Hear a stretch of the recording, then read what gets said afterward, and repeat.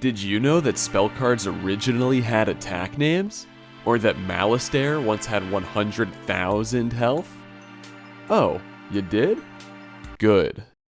Because my name's Gladrocker, and I'm about to tell you some new Wizard101 facts you don't know. Seriously, I've done my research and gathered topics that even veteran players won't know about. So if you do happen to know any of these, let me know in the comments. Let's begin.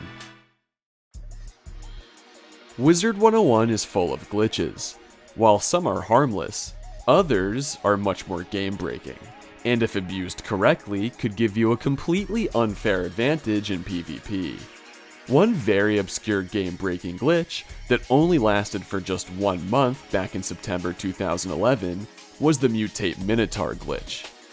If you don't know, in Celestia you can learn a bunch of Sun School mutation spells, which can be used to convert a particular spell into a completely different spell altogether.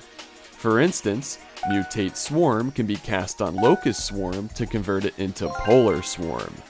Well, one of these mutation spells, Mutate Minotaur, which mutates a regular Minotaur into Deadly Minotaur, was completely glitched back in September 2011.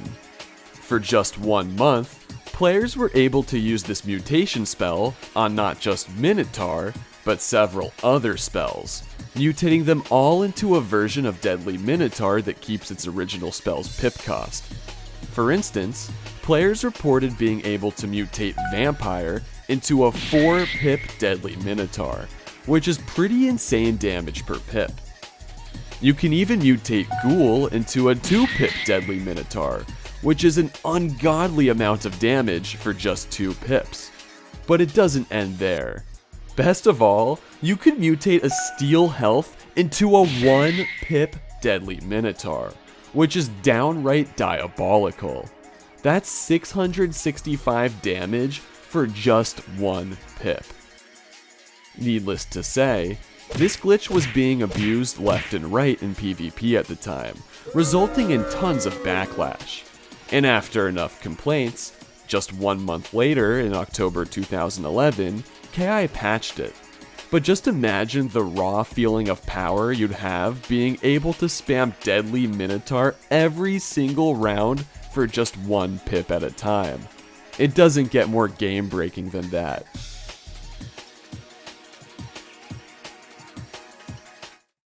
If you were to data mine the game's files, you'd come across a text file named Carlin List Base.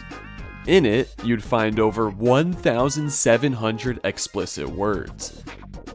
These are the words KI prevents you from typing in the game's chat box, so everything the chat filter marks as read, ranging from not a big deal to I don't want to get demonetized. The term Carlin List actually originates from the late American comedian George Carlin. During his famous 1972 monologue, 7 Words You Can Never Say on Television, George critiqued the censorship surrounding several curse words deemed too inappropriate for US public broadcast. Since then, people have used the term Carlin List to refer to just any list of controversial words or topics.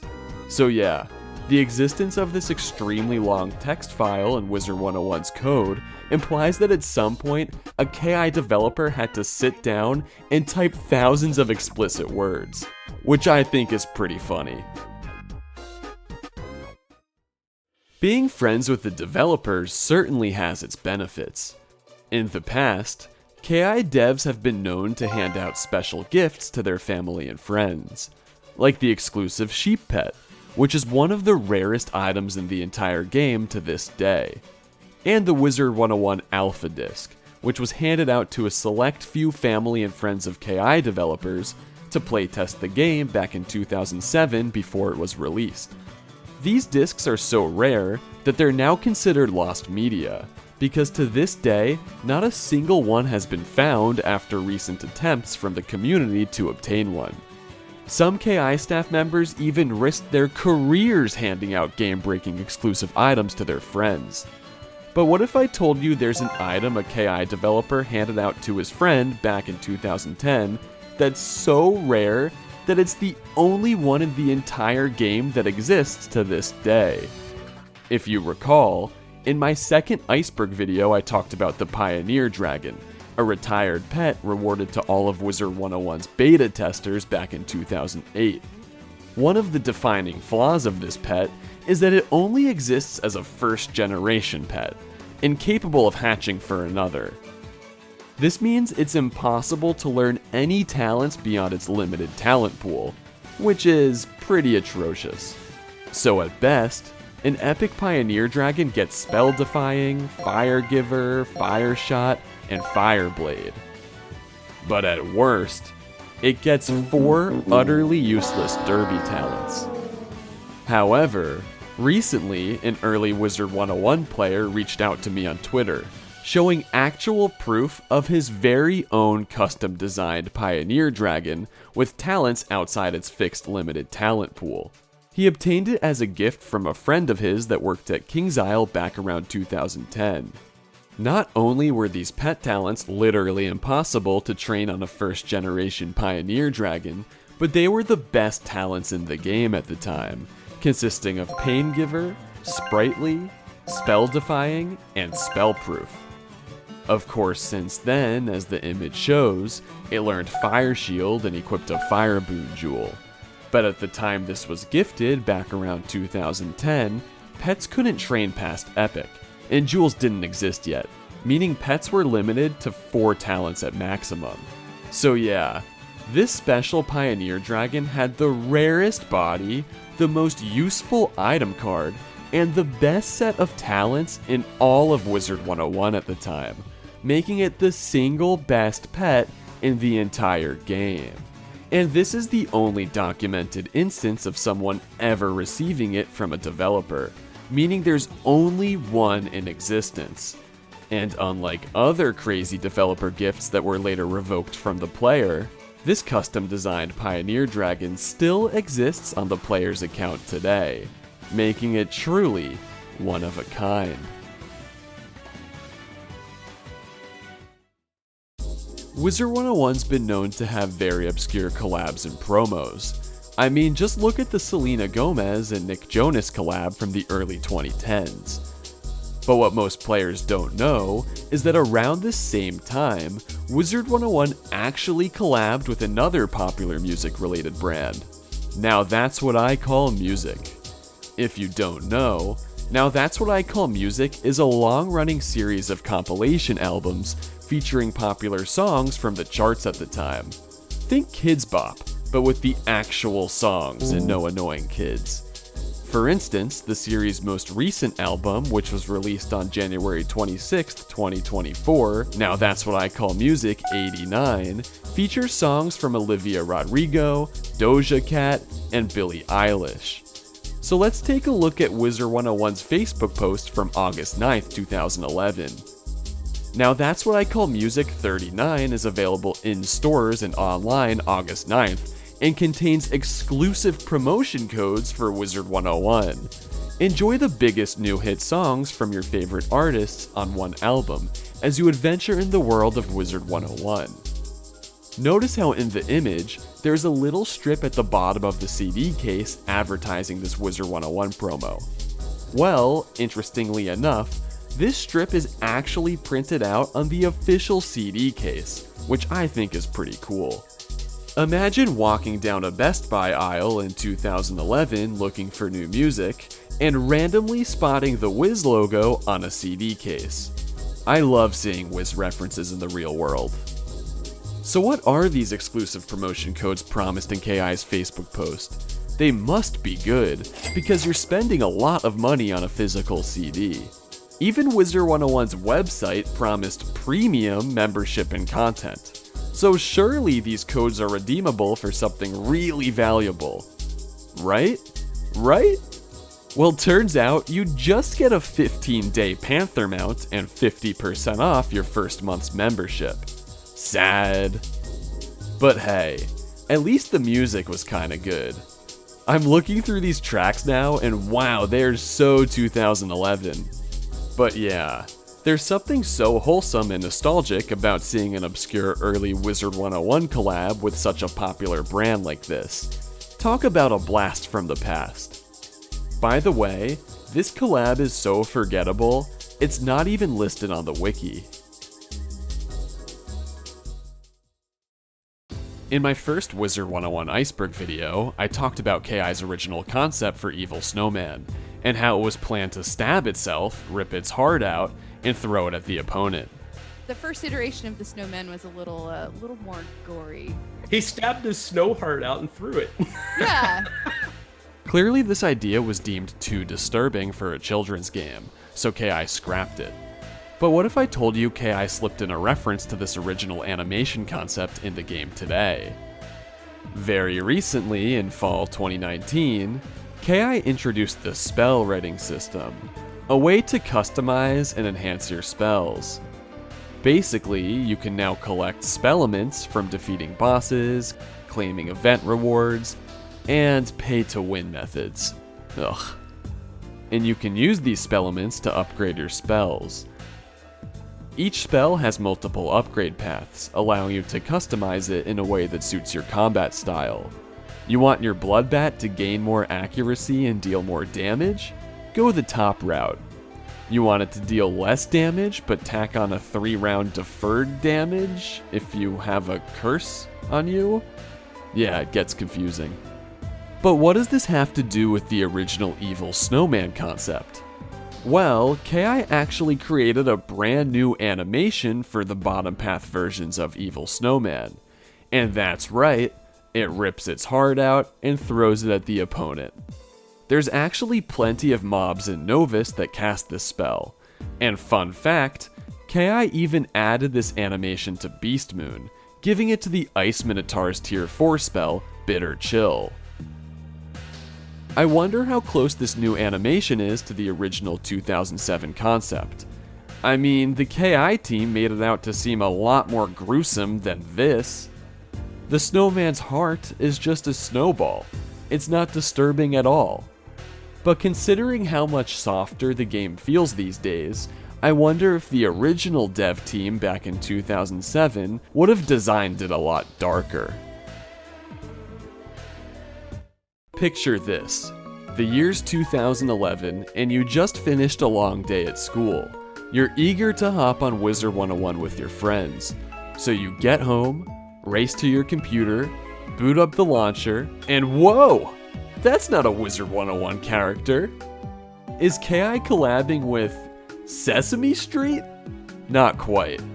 The puppet you're looking at happens to be Ditto the Monster, a family-friendly content creator who ran both a YouTube channel and online blog in the early 2010s. He was known for playing and reviewing games, mainly Wizard101, all while puppeteering his fictional mascot Ditto, based loosely off the Muppets. Ditto must have had some personal tie-in with a KI staff member, because having your name, let alone a link to your content on the official game's launcher, is unheard of. KI's never done this before for another creator. Think about it. KI's basically advertising Ditto's content to millions of players logging into the game. That's a content creator's dream. And this happened 3 times too. The first occurrence on February 16, 2011, linked players to one of Ditto's online safety articles. The second occurrence, just 1 week later, on February 23rd, linked players to another one of Ditto's online safety articles. And then again 1 month later, on March 14th, KI just publicly advertised in the launcher that Ditto the Monster visited them at PAX East, a popular gaming expo. That's a lot of free promo for Ditto. In case you're wondering, Ditto's not around anymore. He no longer posts to his blog, no longer uploads YouTube videos, and his Twitter's completely deactivated. In a previous video, I talked about a rumored future arc villain of Wizard101, Stargator, and how its name gets referenced multiple times throughout Wizard101 media, including here in this Lemuria teaser. But did you know, at one point, this Spiral Geographic magazine cover could actually be redeemed as an exclusive in-game housing item by using a secret code. KI hid the secret code within a month-long Instagram promotion teasing Wizard101's newest world, Lemuria, back in November 2021. Throughout the event, KI dropped 7 Instagram posts showing pages from NPC Stallion Quartermain's journal. Each of these posts came with a code used to redeem a single paper pulp reagent. And once the player redeemed all 7 paper pulps, they'd be able to craft the exclusive Quartermain standee housing item. But the promotion didn't end there. If players could decipher the secret code hidden within all 7 previous codes, they'd be able to redeem the exclusive Spiral Geographic poster as a wall hanging for their house. And given that Wizard101's a game targeted towards children, it's no surprise the cryptography here is pretty simple. All 7 previous codes had a number corresponding to a letter of the alphabet. Put them together and you get the anagram EAOHRBE, which when unscrambled reads "Be a Hero." So yeah, that was the code. It's always cool when KI engages with the community using social media to run promotions like this. Being able to participate in limited time events and receive exclusive items definitely adds an extra layer of excitement to the overall social nature of the game. Speaking of social media, before TikTok absolutely dominated the short-form video sharing market, there was another app draining everyone's attention spans. And no, not YouTube Shorts or Instagram Reels. I'm talking about Vine. Vine was a bizarre platform where users shared 6-second-long looping video clips. It lasted only 4 years, launching in January 2013 and shutting down in January 2017. There aren't really any words to describe the cultural sensation that was Vine. You sorta just had to be there. Look at all those chickens! Well, naturally, at the time, KingsIsle hopped on the trend, creating their very own Wizard101 Vine account. Here, they uploaded a bunch of 6-second clips ranging from wholesome,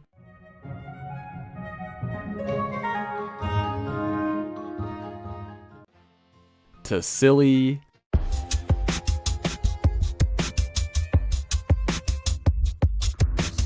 to unhinged. Melinda Wu killed Sylvia Drake to take her job. Unfortunately, these days you can't view Wizard101's Vines on mobile. You can only access them on PC using this URL. Let me know in the comments if you remember experiencing this Wizard101 Vine era. I have a feeling most of you didn't know about this.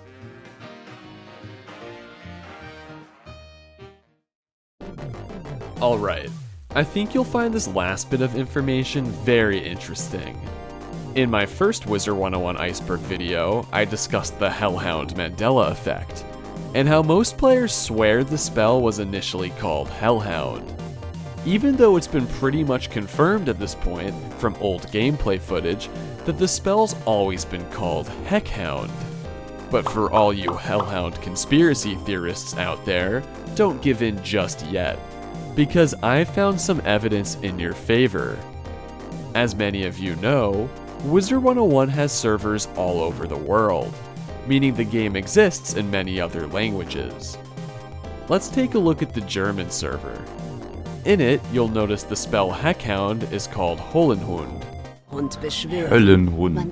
which actually directly translates to Hellhound.